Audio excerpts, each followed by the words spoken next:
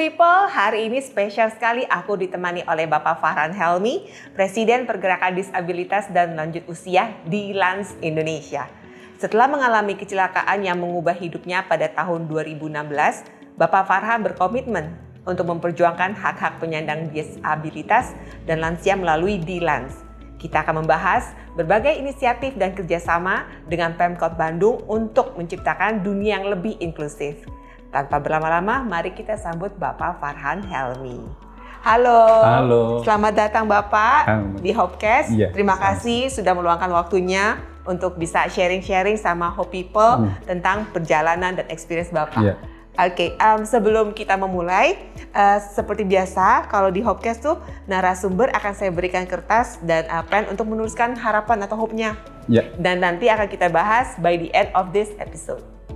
Oke. Jadi saya kasih dulu kertasnya Bapak. Oke, silakan.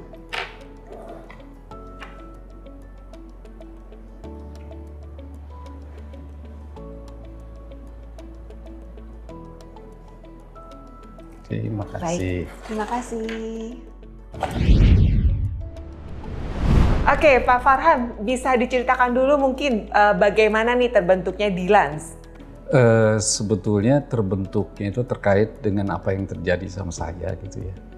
Jadi saya mengajak 19 orang teman-teman yang kebetulan aktivis yang beragam, ada seniman, tukang insinyur, saintis, psikolog dan lain-lain untuk bergabung dengan saya mendirikan Pergerakan Disabilitas dan Lanjut Usia Indonesia pada tanggal 3 Desember tahun 2021. Jadi itu satu puncak di mana kita tidak bisa memperjuangkan nasib penyandang disabilitas dan lansia itu tanpa satu gerakan yang betul-betul masif dan tidak hanya sekedar aktivitas yang karitatif gitu. Kira-kira itu yang menjadi dasar. Oke, mungkin bisa diceritakan dulu nih, kita flashback ke belakang, bagaimana perjalanan hidup Bapak setelah kecelakaan tahun 2016 itu? Iya, 2006. Iya, yang menyebabkan Bapak menjadi difabel paraplegia ini. Kalau ingat itu saya kecelakaan di 2016. Saya ketika di puncak karir yang saya berkarir internasional, saya seorang negosiator perubahan iklim, pergaulan saya tidak jauh dari istana, lalu berhubungan dengan banyak lembaga. Jadi saya sebagai analis kebijakan saat itu, sepanjang sejarah saya itu selalu berhubungan dengan Menteri Lingkungan. Tiba-tiba itu rubuh gitu ya. Nah, jadi kejadiannya sederhana. Maaf nih. It's okay Pak. Kan mengandung bom bombay, jadi it's okay. Jadi kejadiannya di Bandung, saya tergelincir dari Gojek, lalu kena tulang belakang sini. Jadi saat itu Gojeknya bilang, Pak, karena macet ya, hujan kayak begini, saya cari jalan yang lebih cepat. Ternyata cepat bener, saya jatuh, celaka dan lain-lain. Itu yang merubah semuanya. Jadi seperti yang dicerabut gitu ya. Nah, 5 tahun itu saya seperti kehilangan ini, karena pelan-pelan kan kok begini gitu saya bisa ini. Nah, 2017 saya dioperasi. Jadi kejadian saya itu adalah pelan-pelan evolusi antara arteri sama vena itu nempel, lalu bocor, lalu ke tulang belakang di sini. Nah, saya berhasil dipisahkan si arteri dan vena 2017. Nah, harapannya sih saya masih berharap bahwa itu akan kembali pulih. Tapi seperti halnya bengkel ya, siap bongkar tidak siap pasang. Jadi itu. Nah terus menurun. Ada satu kejadian besar, saya kena COVID di 2021. COVID Delta saat itu. Saya masuk ke RSAS, jadi saat itu kursi roda saya hilang, ada yang ngambil, tongkat saya hilang, sampai HP saya hilang. Dan itu kemudian di situ saya merasa sendiri gitu, terisolir, nggak bisa kontak siapapun gitu ya. Nah terus saya di situ berdoa, ya Tuhan, kalau saya dikasih kesempatan yang kedua kali, saya mau membaktikan 50% hidup saya untuk difabel dan lansia, karena susah di situ ya menjadi difabel dan lansia tuh seperti yang kemudian ya tidak tertangani, saya mungkin juga hilang gitu. Nah alhamdulillah setelah berdoa itu kaget juga gitu, dalam hanya 2 hari saya tiba-tiba dipulihkan dan akhirnya saya bisa keluar dan saya memutuskan I'm difabel. Lalu saya beli kursi ini di bulan September, saya keluar berkursi roda dan merasa bahwa saya tidak perlu sembunyi. Setelah 5 tahun saya menggunakan kursi roda. Itu kira-kiranya secara yang sampai sekarang saya selalu ingat gitu ya. Jadi kalau ada yang nanya gini, kadang-kadang saya cukup emosi gitu. Tetapi saya kan seorang insinyur, saya seorang saintis. Pikiran saya tidak pernah berhenti untuk ini adalah peristiwa yang saya tertantang gimana saya bisa bermakna dari dalam hidup saya gitu, kira-kira gitu. Oke, jadi bisa dibilang yang memotivasi terbentuknya pergerakan si Dilans ini karena pengalaman pribadi. Benar-benar kayak wake up call gitu ya. Betul. Oke, terus proses awal pembentukannya sendiri gimana nih, kayak bisa terpilih 19 teman-teman nih gimana? Jadi saya ceritakan bagaimana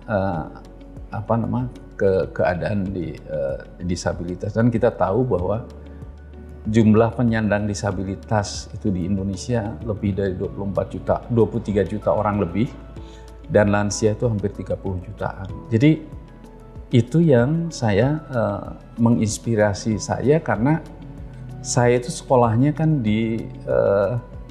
dulu saya lulusan dari Tokyo Institute of Technology, yang saya dalamin tentang social innovation and social movement. Jadi ketika ada persoalan seperti ini, maka saya otomatis tanpa sadar bagaimana caranya itu menyelesaikan soal ini. Nah itu lalu saya telepon satu-satu, temen lu kayak gini, mau bantu nggak atau gini segala macam. Nah akhirnya bersepakatnya itu sebenarnya dengan satu pikiran, mungkinkah kita mempercepat kolaborasi berbagai pihak, karena jumlah di dunia penyandang disabilitas sendiri ada 1,3 miliar. Nah, istilahnya nggak ada krisis yang lain tuh hidupnya sudah susah.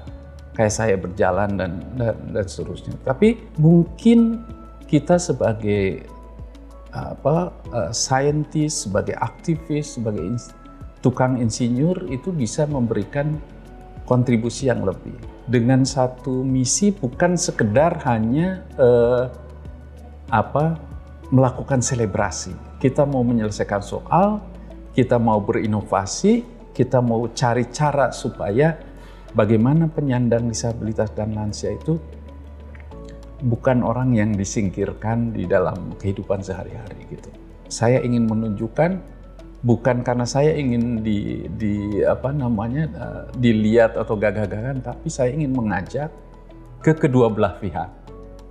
Warga itu harus tahu keberadaan kita, dan kita pun jangan merasa bahwa takut-takut untuk keluar. Jadi ada semacam itu. Itu kira-kira. Oke, dan boleh diceritakan mungkin ada program-program apa aja yang sudah Dilans lakukan untuk membantu nih para disabilitas dan para lansia supaya bisa lebih mandiri dan benar-benar berdaya dalam aspek ekonomi, sosial, politik, dan budaya. Dilans itu melakukan.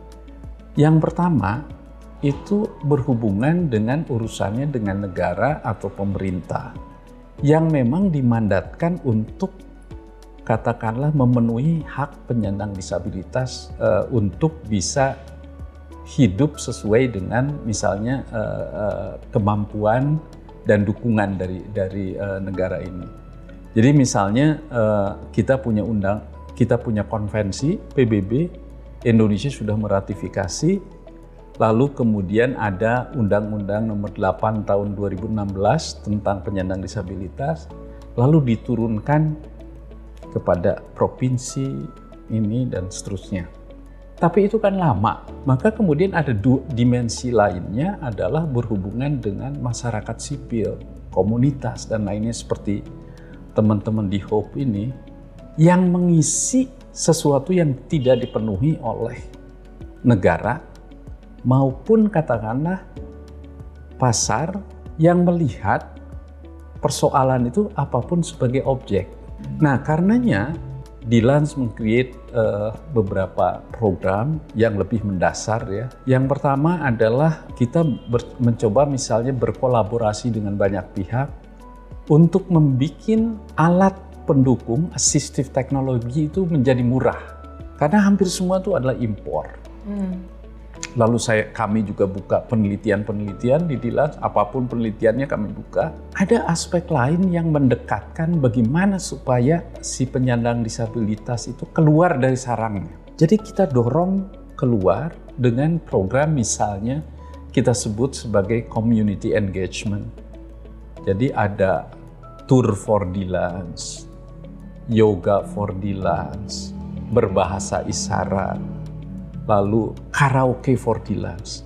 Karena selama ini mereka adalah secara kejiwaan itu memang punya soal. Ada yang disembunyikan, ada yang tidak boleh keluar dan seterusnya. Nah, kami dari saat membangun komunitas itu dari 7 orang, sekarang relawan sudah 700 orang hanya dalam 3 tahun. Jadi ini upaya yang, dan itu juga membuka interaksi dengan banyak pihak. Yang kedua, dimensi publiknya itu bagaimana mempengaruhi kebijakan dari pemerintah nasional maupun kota. Jadi saya tidak sungkan-sungkan nge-tag siapapun, oh ini jalurnya rusak atau apa, lalu ngajak dialog dan lain-lain. Misalnya gini, sekarang Indonesia defisitnya tuh hampir 6 juta kursi roda. Kalau kalian mau Bandung mau mimpin, kira-kira bisa menyediakan berapa kursi roda sih buat warga penyandang disabilitas, misalnya hal seperti itu. Nah, karena itu salah satunya juga kami berkolaborasi dengan desainer, dengan arsitek, dengan perancang kota untuk kemudian menyusun apa yang kira-kiranya ini. Jadi kira-kiranya itu yang terakhir yang tidak kalah pentingnya, cuannya dari mana gitu kan? Kan ini satu program yang besar. Pemerintah mungkin bisa, maka kami melakukan banyak pola-pola fundraising ya. Atau misalnya membuat kebijakan gimana BPJS itu bisa mengurangi biaya dari keseharian penyandang disabilitas. Di samping juga misalnya bagaimana membuka, kita ada juga namanya Chef for DILANS. Kita bekerja sama dengan para chef profesional untuk membuat bagaimana si penyandang disabilitas itu juga bisa menghasilkan. Kita kan nggak mungkin di Bandung itu hanya dilatih sekali 2 kali itu kemudian bisa bersaing dengan Kartika Sari gitu kan, susah. Jadi ini kita dorong lebih kapasitas ke arah sana. Kira-kira itu. Oke, ada nggak nih sejauh ini pencapaian terbesar yang telah diraih oleh DILANS sejak didirikan? Dan apa ada contoh atau kasus seorang atau individu yang udah jadi member DILANS yang mendapatkan manfaat nih dari program-program yang DILANS udah adakan? Ya, saya menyebutnya mungkin bukan. Pertama itu kalau secara individu, saya sekarang selain dulu climate change, sekarang saya jadi top di bidang climate change and disability, bukan hanya ini ya, di dalam negeri bahkan di luar negeri. Tetapi yang lebih menarik, mendorong cara Dilans itu sekarang orang makin berani, terutama yang di Bandung, untuk keluar, untuk tidak sembunyi menyatakan I'm difabel gitu kan. Kalau dulu kan misalnya kalau di foto pun karena tangannya nggak ini dia sembunyikan gini seperti ini, itu kan itu berarti belum dia menerima. Itu yang menurut saya pencapaian itu dengan adanya interaksi juga relawan yang 700 orang ikut, diantaranya 100 mahasiswa netra. Lalu kemudian banyak sekali riset bermunculan dan banyak kerjasama MOU. Misalnya Dilans kan baru berdiri, Dilans MOU dengan ITB, Dilans MOU dengan UNER, MOU dengan banyak universitas yang kemudian tidak pernah terbayangkan organisasi yang dibangun oleh 19 orang itu menjadi menyebar secara luas. Tetapi ada aspek yang lebih lebih dalam lagi. Pemerintah Kota Bandung mau menggunakan data-data yang kita punya itu untuk misalnya bagaimana menata kawasan, salah satunya di kawasan Sumur Bandung. Jadi kami menganggap bahwa kita ini belum punya contoh. Kalau Indonesia ditanya atau Bandung ditanya, mana sih kawasan yang inklusif? Itu nggak ada dalam pengertian yang sebenarnya. Jadi bukan hanya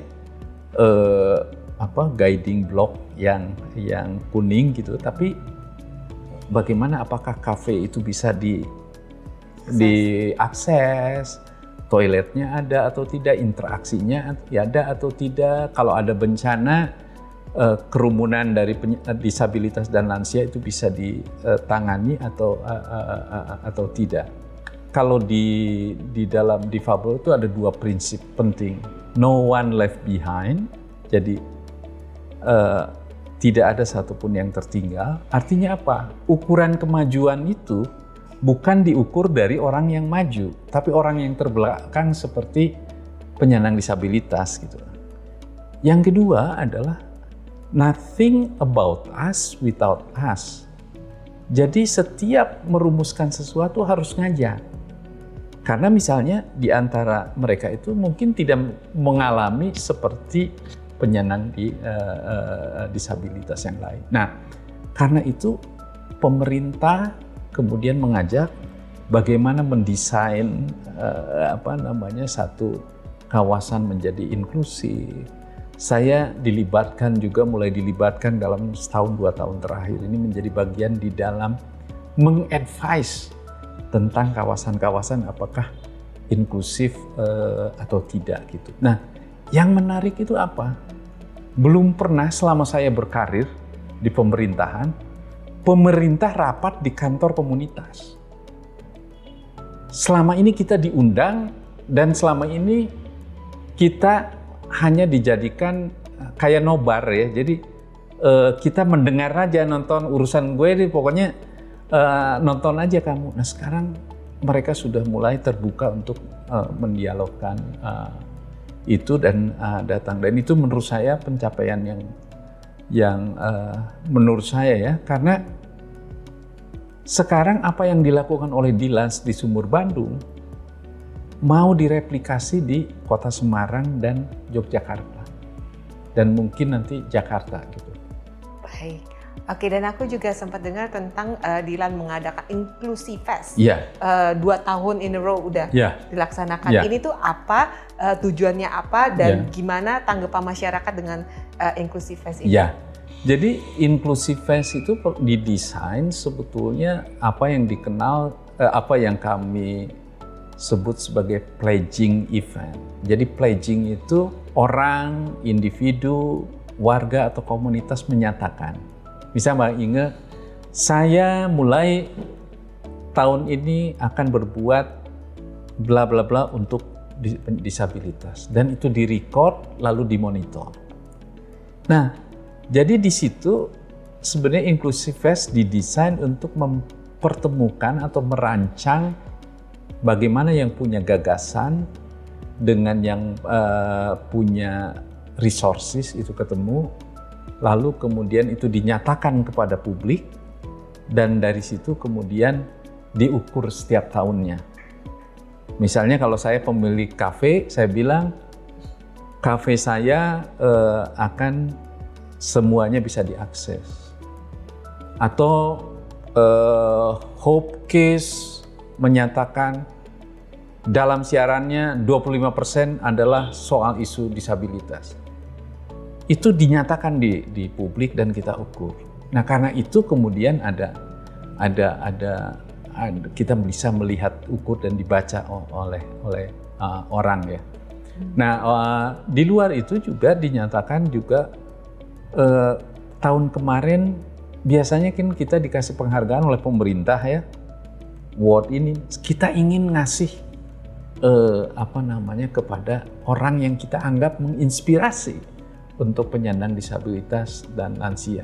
Jadi bukan karena kedifabelannya itu juga harus diistimewakan, tidak. Tapi orang-orang yang punya empati untuk memberikan, menjadikan isu disabilitas itu menjadi isu keseharian dan menganggap kita ketemu dengan siapapun kita terbiasa gitu tanpa harus ditanya-tanya. Nah ini sudah tahun kedua dan mudah-mudahan tahun ini juga akan dilaksanakan.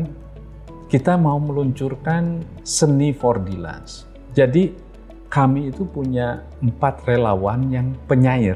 Jadi ada 1 netra, lalu cerebral palsy 3-nya. Menulis puisi bagus-bagus, ada sekitar 300 puisi. Nah itu akan dilelang dan hasil lelangnya itu sebagian akan disumbangkan kepada filantropis untuk mendorong supaya program itu bergulir. Tadi kan kita bicara soal sumber dayanya dari mana gitu. Nah itu salah satunya. Apa ada goal atau harapan jangka panjang dari Dilans untuk masa depan para penyandang disabilitas dan lansia di Indonesia? Nah jadi kita kan ingin salah satu visi kita itu bahwa Indonesia jadi inklusif, tidak ada diskriminasi, dan juga banyak lembaga dan organisasi itu diisi oleh Dilans. Sebagai misalnya gini, kan nggak mungkin merubah perilaku pemerintah atau perusahaan tanpa kemudian ada yang terlibat di dalam pengambilan keputusan. Karena itu kalau di dalam struktur dari company misalnya, ada board tentang environmental and social governance, kenapa enggak tentang gender equality, social inclusion, and disability di dalam situ? Karena dengan begitu itu bisa akan merubah lebih cepat. Yang lainnya tentu kita ingin mendorong bagaimana assistive technology itu terus dikembangkan. Karena sekarang yang berpendidikan itu dibandingkan dengan non-difabel kan jauh gitu. Karena medianya terbatas, karena juga kemampuan menyediakan informasi itu tidak sama dengan. Nah karenanya kami ingin bahwa Indonesia masa depan itu Indonesia yang inklusif, Indonesia yang kemudian setara bagi siapapun dengan latar belakang apapun. Kira-kira itu yang jangka panjang yang kita ingin dorong ya. Oke, baiklah. Terima kasih banyak untuk sharingnya. Sekarang sudah waktunya aku mereview apa sih yang menjadi harapannya. Oke, aku buka ya dan aku baca. Mudah-mudahan kebaca ya tulisannya. I hope Indonesia lebih inklusif dan tidak ada diskriminasi kepada siapapun dengan berbagai latar belakang termasuk Dilans. Makasih. Makasih Mbak Inge. Oke, kalau misalnya nih teman-teman Hope People perlu informasi lebih lanjut tentang Dilans, bisa di-check it out. Di mana? Kalau di yang paling aktif itu di IG dan di Facebook, jadi ada dilans.indonesia. Kita ini paling heboh ya, tiap hari itu ada aja kegiatan yang dibikin, lalu kita selalu upload ke dalam ini. Baik, so check it out guys dan di follow. Untuk Inclusive Fest ini akan ada lagi kira-kira sudah tahu? Rencananya itu adalah tanggal 1 sampai 13 Desember.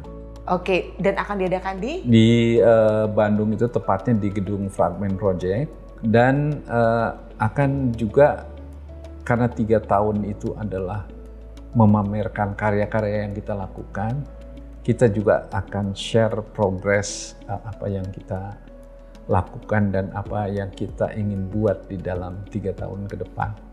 Oke, so buat teman-teman yang mungkin pengen help out menjadi volunteers, itu masih terbuka untuk.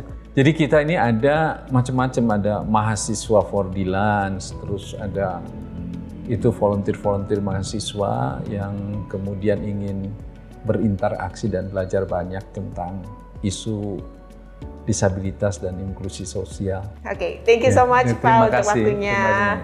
So, thank you guys. I'll see you again on the next episode. Bye.